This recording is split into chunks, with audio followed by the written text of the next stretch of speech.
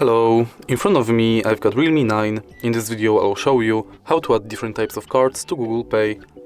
In the beginning, let's enter Google Pay app. Tap the blue button at the bottom of the screen and focus on loyalty, gift card and public transport. Firstly, let's enter loyalty card and select loyalty card you would like to add, for example, Payback Poland. Now you can scan your card or enter member ID manually. Let's go back.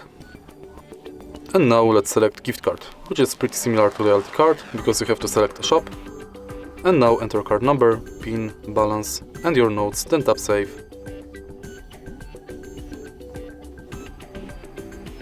And the last card you can add is public transport, and if you are able to find your public transport selected, you'll be redirected to a website where you have to finish the inside form.